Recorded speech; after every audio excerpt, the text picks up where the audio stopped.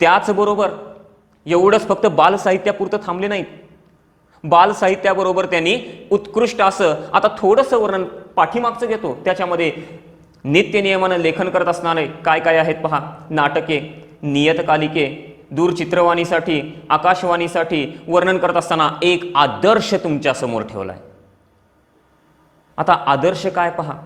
हे आदर्श सांगत असताना ते सांगतायत की लहान मुलांवरती योग्य संस्कार घडावेत म्हणून पुण्यश्लोक अहिल्याबाई होळकर, महात्मा फुले, संत गाडगे बाबा, त्याचबरोबर ताराबाई मोडक अशा श्रेष्ठ साहित्यिकांच्या त्यांनी ओळख करून दिलेली आहे. संपादिका श्रेष्ठ अशा वाघ नावाच्या एक साहित्यिका आहेत, यांचंही वर्णन त्यांनी केलेले आहे. आता हे वर्णन करत असताना प्रत्येकाची काय काय शैली आहे ते सांगतायत. सर्वप्रथम मी तुम्हाला महात्मा फुलेंचा विचार घेऊन येतोय. लेखिकेनं मांडलेला आहे. लेखिकेनं मांडलेल्या विचारामध्ये महात्मा ज्योतिबा फुलेंनी काय सांगतात, स्त्री शिक्षित झाली पाहिजे आणि ज्या स्त्रीला लिहिता येतं, बोलता येतं, वाचता येतं, अशा स्त्रीला लिहिता, बोलता, वाचता करणाऱ्या तिच्या पित्याचे ऋण कधीही विसरता कामा नये किंवा तिनं ते ऋण कशा पद्धतीतून फेडू शकणार. हे पित्याचे उपकार आहेत की आपल्या मुलीला, आपल्या पत्नीला, बहिणीला, मातेला हे त्याने शिक्षणासाठी उत्स्फूर्त पद्धतीतून साथ दिलेली आहे. असे हे श्रेष्ठ विचार महात्मा फुलेंचे आपल्याला सांगता येतात. त्याच्या पुढच्या परिच्छेदामध्ये वर्णन कुणाचं केलंय पहा. ताराबाई मोडक यांचं वर्णन केलंय. आता ह्या ताराबाई मोडक काय करतायत किंवा काय म्हणतायत पहा, की प्रत्येक व्यक्ती शिकला पाहिजे आणि त्या व्यक्तीची हुशारी जाणून, त्याच्या अंगातील गुण जाणून त्याला योग्य त्या मार्गावरती योग्य ते काम दिलं पाहिजे. आता विचार करा काय आहे. योग्य व्यक्तीची पारख करता आली पाहिजे. ज्या पद्धतीतून आता तुम्हाला माहिती आहे की आज आपण समाजामध्ये अनेक व्यक्तींचा परिचय करून घेतो. उदाहरणार्थ लाईट दुरुस्त करणारा लाईटमॅन आहे, टीव्ही दुरुस्त करणारा व्यक्ती आहे, फ्रीज दुरुस्ती करणारा व्यक्ती आहे, गाड्यांची दुरुस्ती करणारा व्यक्ती आहे, सोनार आहे, न्हावी आहे, अनेक आहेत, डॉक्टर आहे, पोलीस कर्मचारी आहेत. त्या त्या व्यक्तीच्या योग्य अंगातील गुणानुसार त्याला कार्य दिलं पाहिजे. एखादा व्यक्ती नेहमी घाबरतोय आणि त्याच्या हातामध्ये बंदूक दिली आणि जा लढ म्हटलं तर अयोग्य ठरणार आहे. एखादा व्यक्ती खूप धैर्यवान आहे आणि त्याला घरातलं काम सांगितलं, तू फक्त झाडून काढून शांत बसत जा, तफावत नकोय म्हणतात. व्यक्तीची योग्य पारख करून त्याला योग्य ते कार्य देणं, हेच या ताराबाई मोडक सांगतायत. त्यानंतर प्रत्येकाला म्हणजेच हिऱ्याची ओळख करण्याची, पारख जाणून घेण्याची वृत्ती असणं अपेक्षित आहे. तेही श्रेष्ठ साहित्यिकच करू शकतात. त्यानंतर वाघ नावाच्या ज्या साहित्यिका आहेत त्या काय सांगतायत बघा. त्या म्हणतात की प्रत्येक मुलगा शिक्षणाकडे आकर्षित झाला पाहिजे. प्रत्येकाला शिक्षणाचं सामर्थ्य, ताकद जाणीव करून दिली पाहिजे. एवढ्यावरती थांबत नाहीत. शिक्षणामधून त्यांना रोजगार कसा प्राप्त होईल याचंही वर्णन त्या करतायत. आता शिक्षणातून साहित्यिका वाघ काय सांगतात पहा, की मुलांना शिक्षणाकडे आकर्षित करायचंय, शिक्षणाचं महत्व त्यांना पटवून द्यायचंय, त्यांच्या बोली भाषेमध्ये शिक्षणाचा प्रसार करायचा आहे, त्यांना समजेल अशा मायेच्या भाषेतून त्यांच्यामध्ये शिक्षणाचा प्रसार करायचा आहे. शिक्षणाचं महत्व सांगून त्यांना रोजगाराची संधी देखील उपलब्ध करून द्यायची. बघा किती श्रेष्ठ विचार आहेत. म्हणजे शिक्षणाचं महत्व कसं वाढत जात आहे. त्याचबरोबर शिक्षणाचं महत्व वाढल्याच्या नंतर तो व्यक्ती स्वतः, तो मुलगा स्वतः स्वावलंबी बनेल. त्याला त्याच्या भाषेमध्ये शैक्षणिक विचार मांडण्याची संधी देखील निर्माण होणं अपेक्षित आहे, असं या श्रेष्ठ साहित्यिका वाघ सांगतायत. यानंतर पुण्यश्लोक अहिल्याबाई होळकर यांचं वर्णन केलेलं आहे. सोन्यासारख्या प्रजेला जपलं पाहिजे असं त्या सांगतायत. आता ही प्रजा जसं राजाचं कार्य आहे प्रजेला सांभाळण्याचं, अगदी अनेक संकट त्यांच्यावरती आले देखील पण त्यांनी संकटावरती मात करून प्रजेचं हित शिक्षणातून पूर्ण करण्याचं कार्य या पुण्यश्लोक अहिल्याबाई होळकर यांनी केलंय. दुःखाच्या अग्नीमध्ये होरपळून देखील केवळ प्रजेसाठी कार्य करणाऱ्या या पुण्यश्लोक अहिल्याबाई होळकर आहेत. त्याचबरोबर संत गाडगे महाराजांचं उदाहरण दिलंय. संत गाडगे महाराज काय म्हणतात बघा, ते सांगतायत की व्यक्तीनं शिक्षणामधून आपलं चारित्र्य घडविलं पाहिजे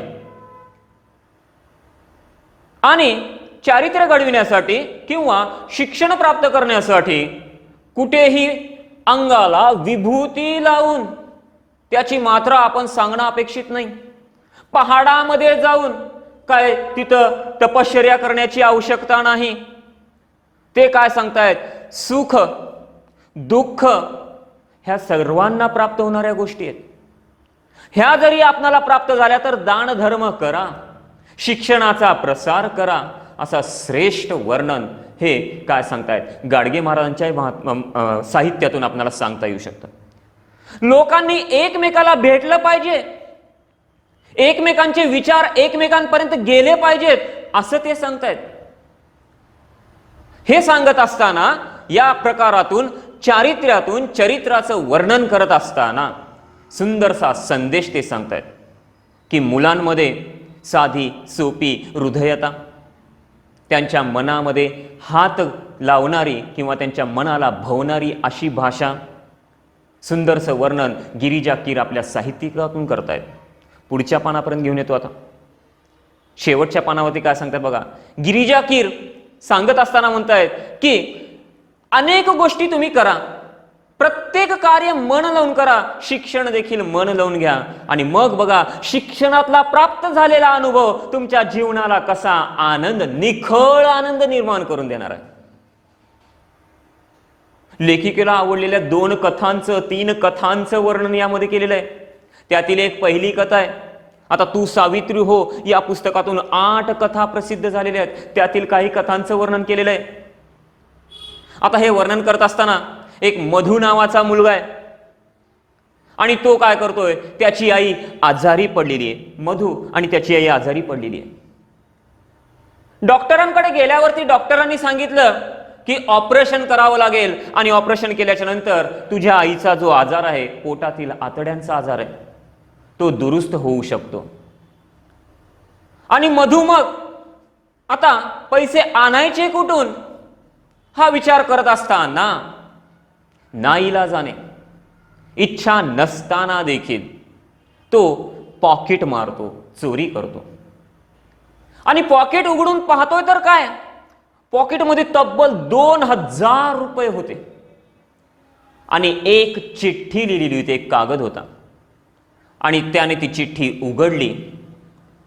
चिठ्ठी उघडल्याच्या नंतर पहिलं वाक्य होतं, प्रिय आनंदा, सध्या मी तुला 2000 रुपये पाठवत आहे आईच्या औषधासाठी. मी येऊ शकत नाही कारण मी जर आलो तर पैसे पुन्हा एक्स्ट्रा खर्च होतील किंवा अधिक पैसे खर्च होतील, तेवढेच पैसे वाचतील म्हणून मी येत नाही. आणि हे पैसे आईच्या औषधासाठी. हे पत्र वाचता क्षणी त्याला देखील दुःख झालं, त्याला देखील जाणीव झाली की आपण आपल्या आईसाठी हे पैसे चोरले, मात्र आपण ज्याचं पाकिट चोरलं त्याची देखील आई आजारी आहे. त्या पत्रावरती, कागदावरती पत्ता लिहिलेला होता.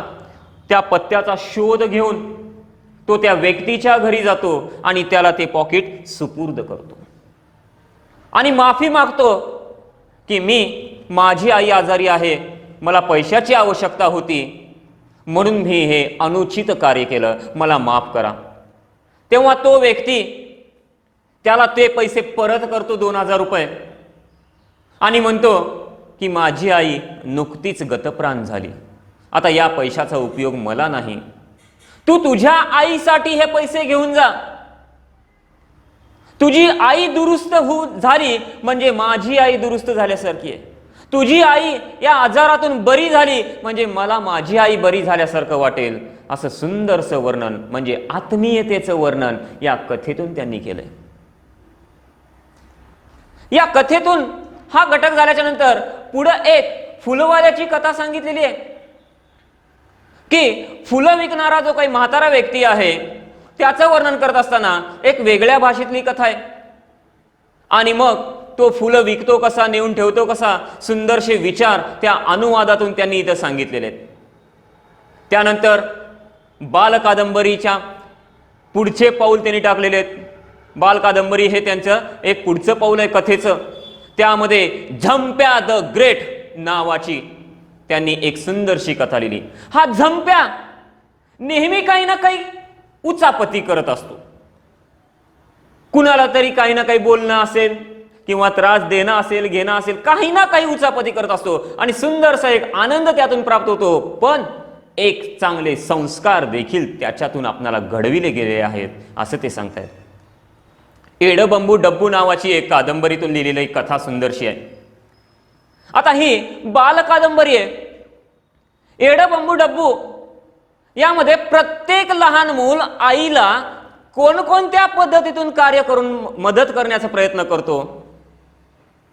आईसाठी आपण किती श्रेष्ठ आहोत, प्रामाणिक आहोत हे दाखविण्याचा प्रयत्न करत असतो. तसं डब्बू नावाचा हे एक पात्र आहे आणि हा देखील आईला प्रत्येक कार्यामध्ये नेहमीच मदत करतो, पण विनाकारण त्रास देखील देतो.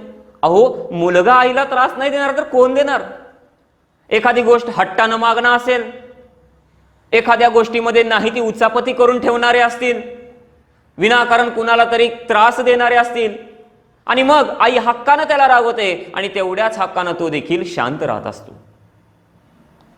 आणि हा डब्बू एक दिवस काय झालं की याच्या घरी त्याच्या बहिणीच्या साखरपुड्याचा कार्यक्रम आहे आणि मग घरामध्ये पाहुणे रावळे आलेले आहेत, मिठाईचे पूर्ण असे ताटं वगैरे भरलेले आहेत. तेव्हा काही गरीब मुलं त्याच्याकडे येतात आणि मिठाई मागतात. तेव्हा तो द्यायला नाकारतो. नाही, हे पाहुण्यासाठी आणलेले आहे, तुमच्यासाठी नाही. तेव्हा आईनं त्याला एक सुंदरसा उपदेश दिला, अरे डब्बू, दे सर्वांना थोडी थोडी.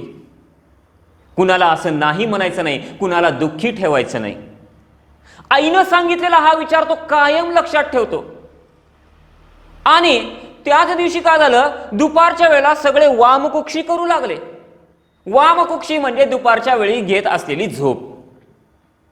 आणि वामकुक्षी करत असताना यानं काय केलं, जे व्याह्यांसाठी द्यायची मिठाई होती ते ताट उचललं आणि सगळ्या गोरगरीब मुलांना वाटून संपून टाकली. सगळ्या भिकाऱ्यांना देऊन त्यांनी संपवली. आणि तोच म्हणतो, आई तूच सांगितली होतीस गोरगरिबांना मदत करायचं, कुणाला दुःखी करायचं नाही, मी मिठाई वाटून टाकली. याच्यातून बघा, एक छोटासा मुलगा आईनं सांगितलेलं वाक्य, कुणाला दुःखी ठेवायचं नाही. अहो, व्याह्यांसाठी परत अजून मिठाई आणता येईल, पण गोरगरिबांना थोडं तरी खाद्य दिलं आणि त्यांचा आनंदामध्ये तो स्वतःही आनंद झाला. म्हणजेच इतरांच्या आनंदामध्ये आपण आनंद मानून घ्यायचा आणि इतरांचं दुःख हे आपल्या दुःखासारखं आहे असं मानण्याची क्रिया. आणि मग सगळ्या शेवटी सांगतायत, एकूणच गिरिजाबाईंचे जे शब्दांचे इतके सुंदर असे दान पडले आहे की अनंत हस्ते कमलाकराने देता किती देव दोन कराने. म्हणजे ते काय सांगतात की बाबा देव अनंत पद्धतीतून तुम्हाला देणार आहे, आपल्याला फक्त दोन हातांनी द्यायचंय आणि घ्यायचंय. असं सांगितलं जातं, एका हाताने दान केलेलं दुसऱ्या हाताला समजता कामा नये. देणाऱ्यांनी देत जावे, घेणाऱ्यांनी घेत जावे. एक दिवस देणाऱ्यांनी घेणाऱ्यांचे हात घ्यावे. हात घ्यावे याचा अर्थ हात तोडून घ्यायचा नाहीये. म्हणजे ते दान धर्म कसा करतायत हा गुण घ्यायचा आहे, हे सुंदरसं वर्णन ते सांगतायत. आणि मग गिरिजा किरींचं एवढे सुंदरसे असे संस्कारात्मक, वाङ्मयात्मक हे जे काही सुंदरसे बोल आहेत, सुंदरसे विचार आहेत, हे प्रत्येकाच्या मनामध्ये निश्चितपणे समाविष्ट होणारे आहेत. अशा पद्धतीचं वर्णन बालसाहित्यिका गिरिजा कीर या स्थूल वाचनामध्ये डॉक्टर विजया वाड यांनी केलेलं आहे. आता याच्या स्वाध्यायाकडे तुम्हाला घेऊन जातो. साहित्यिका गिरिजा कीर यांच्या साहित्याची वैशिष्ट्ये कोणकोणती आहेत, कथा कोणत्या आहेत, चरित्रे कोणती आहेत, त्याचबरोबर त्यांच्या बाल नाटिकांचे विशेष काय आहेत, अशा प्रकारचे प्रश्न आहेत. बाल कादंबरीमध्ये निर्माण झालेले विनोद कोणकोणते आहेत हे देखील तुम्हाला सांगता येऊ शकतात. आणि सर्वतोपरी सगळ्यात शेवटी गिरिजा कीर यांनी केलेले संस्कार हे तुम्हाला तुमच्या भाषेत देखील लिहिता आलेच पाहिजे. आणि मग ही कथा कशी आवडली, का आवडली याचं देखील रसास्वाद तुम्हाला घेता आला पाहिजे. निश्चितचपणे तुम्हाला बालसाहित्यिका गिरिजा कीर, डॉक्टर विजया वाड लिखित हा स्थूल वाचनाचा घटक समजला असावा अशी अपेक्षा करतो. धन्यवाद.